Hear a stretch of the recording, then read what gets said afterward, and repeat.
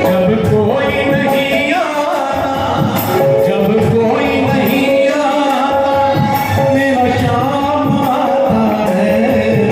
जब कोई नहीं आता मेरा शाम आता है। मेरे दुख के दिनों में वो बड़ा काम आता है। मेरे दुख के दिनों में वो बड़ा काम आता है।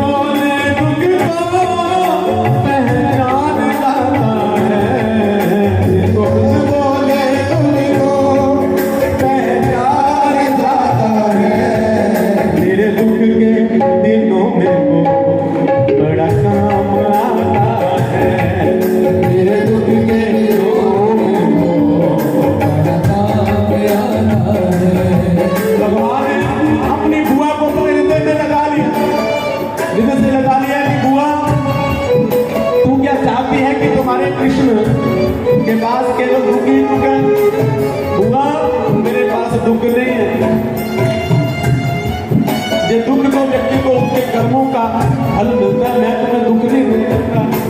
हाँ, तो सीधा सीधा कहेगा कि मुझे छोड़ करके मत जाओ, मैं तुम्हें छोड़ करके नहीं जाऊंगा। भगवान ने अपनी बुआ को पर्दे से लगा लिया, भगवान अंदर चले गए। भगवान ने कहा कि आज जाना कैंसिल हो गया। भगवान अंदर गए, युधिष्ठिर जी रो रहे थे। भगवान ने कहा कि भैया क्या हुआ? कहा कि हमारे हाथों से हमारे भाई बंधु मारे गए, हमसे कितना बड़ा अनर्थ हो गया। भगवान ने अर्जुन को गीता का उपदेश दिया था। अर्जुन ने भगवान को भगवान समझा था, अपना गुरु समझा था, लेकिन युधिष्ठिर जी भगवान को बालक समझ रहे, अपना छोटा भाई समझ रहे हैं।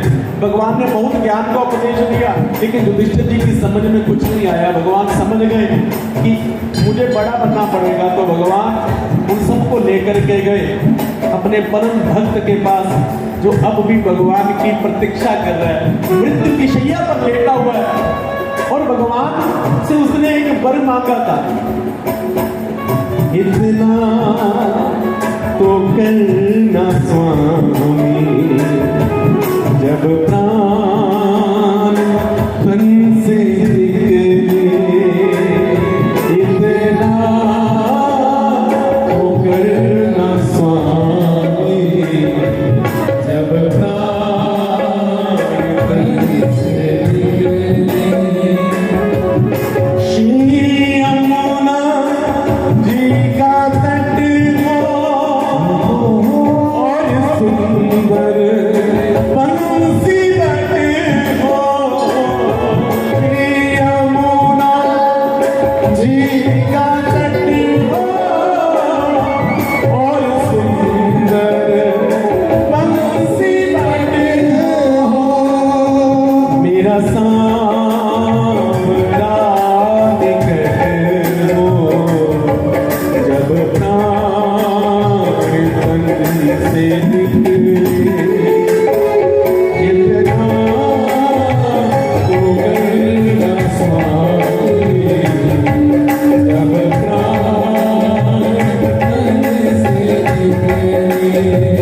भगवान के परम भक्त विष्णु पितामह, जो भगवान की राह में हाथ है, उनको पता है कि भगवान जो वचन देते हैं भगवान उसको जरूर निभाते हैं। भगवान ने मुझे कहा था कि जब आपका आखिरी समय होगा ना, तो मैं आपके सामने आऊंगा। बंधु, अगर हमारे जैसा कोई प्राणी जो मृत्यु के वशीभूत है, उस प्राणी के साथ भगवान ने कमिटमेंट कर लेना कि तुम्हारी मृत्यु के समय मैं आऊंगा, उसमें आश्चर्य करने की कोई आवश्यकता नहीं है, क्योंकि हम कब मरेंगे इसका हमें तो नहीं पता, लेकिन भगवान को तो पता है ना कि हम कब मरेंगे। लेकिन विष्णु पितामह भगवान के ऐसे भक्त हैं जो कब मरेंगे ये भगवान भी नहीं जानते। विष्णु पितामह जी को इच्छा मृत्यु का वरदान था, अपने पिता शांतनु जी से प्राप्त था। उनको नहीं पता था कि विष्णु पितामह कब मरेंगे, लेकिन भगवान अपने भक्तों की अभिलाषा को जरूर पूर्ण करते हैं। इतना तो करना स्वामी, जब प्राण तन से निकले, इतना तो करना स्वामी, जब प्राण तन से निकले। भगवान सबको लेकर के गए, द्रौपदी भी साथ में गए। भगवान ने कहा कि पितामह, जे आपके पांडव हैं, जो विजय को प्राप्त करके आए हैं, इनको आशीर्वाद दो। विष्णु पितामह कहते हैं कि प्रभु, जिसके साथ आप हैं, जिस नैया के नाम गवैया वो नैया क्यों डोले। महाराज, इनकी नैया तो पार लगनी ही थी, आप साथ में थे, लेकिन मैं चाहता हूं कि आप अपने इन बच्चों को कुछ राजनीति सिखाएं, कैसे आगे चलना है ये सिखाएं। तो विष्णु पितामह ने बहुत लंबी चौड़ी व्रत अनुष्ठान की सूची बताई। जितने भी हम व्रत रखते हैं, एकादशी का व्रत, सोमवती अमावस्या का व्रत, ये सारे के सारे विष्णु पितामह जी ने पांडवों को कहे कि इन व्रतों को करो तो आपका कल्याण होगा। ये पाप से मुक्त करने वाले व्रत हैं। एकादशी का व्रत, अमावस्या का व्रत, पूर्णमासी का व्रत, इन सब व्रतों की कथाएं सुनाई बड़ी लंबी चौड़ी। कितने बड़े योगी थे जिनके शरीर में नस नस में अर्जुन के बाण चुभे हुए थे, इतनी पीड़ा में थे, लेकिन फिर भी जब ज्ञान की बात आई तो अपने पुत्रों को ज्ञान दिया, बहुत लंबा चौड़ा ज्ञान दिया। बाद में भगवान ने कहा कि अब तुम सभी पीछे हट जाओ, अब मेरी और मेरे कन्हैया की दो दो बातें होने लगी। भगवान से प्रार्थना की, भगवान से कहा कि प्रभु मुझे पता है कि आपकी और मेरे पैर हैं। पहले भगवान सिर की ओर खड़े थे, पांडवों को पीछे कर दिया क्योंकि पहले पैर पांडवों की ओर थे। अब पांडव तो पैरों में बैठ जाते तो कोई बुरी बात नहीं, अगर भगवान पैरों में बैठ जाए अच्छी बात होगी नहीं। कहा कि मुझे लोग कहेंगे कि भैया भीष्म पितामह जब गए तो भगवान की ओर पैर कर लिए, मुझे इस बात की चिंता नहीं है। बस चिंता इस बात की है कि कहीं आपका मुखमंडल देखे बिना मैं प्राण ना त्याग दूं। भगवान कहते हैं कि आप कैसे प्राण त्याग कर सकते हो? अरे आपको तो इच्छा मृत्यु का वरदान है, अपनी इच्छा के बिना प्राण नहीं त्याग सकते, आप नहीं मर सकते। भीष्म पितामह ने कहा कि कन्हैया तुम्हें पता है 100 बिच्छू अगर व्यक्ति को डंक मारे जो वेदना होती है उससे 1000 गुना अधिक वेदना को मैं अनुभव कर रहा हूं। मेरे नस नस में अर्जुन का बाण चुभा हुआ है, इतनी पीड़ा हो रही है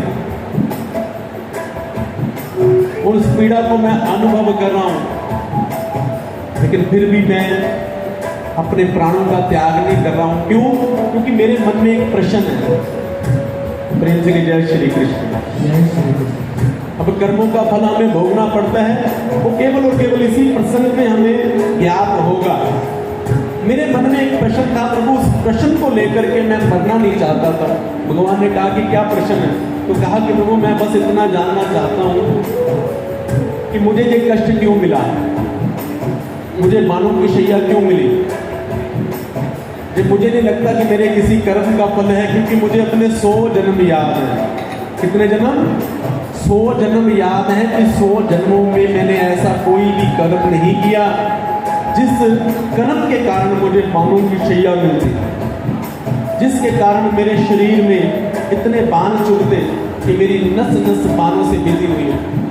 तो मैं जानना चाहता हूं कि आपने मुझे ये फल क्यों दिया।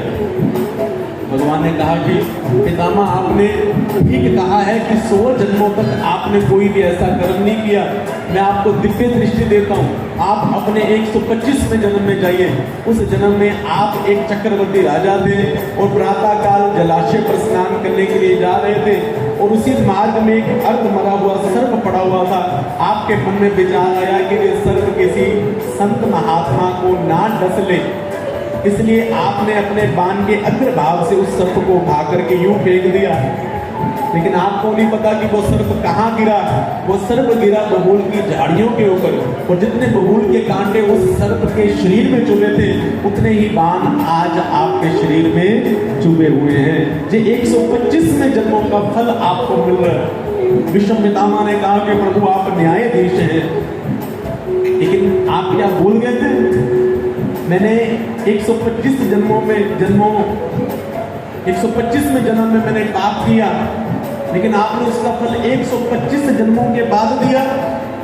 प्रभु क्या आप भूल गए थे? आपको तो चाहिए था कि उससे अगले जन्म में मुझे उसका फल मिल जाता।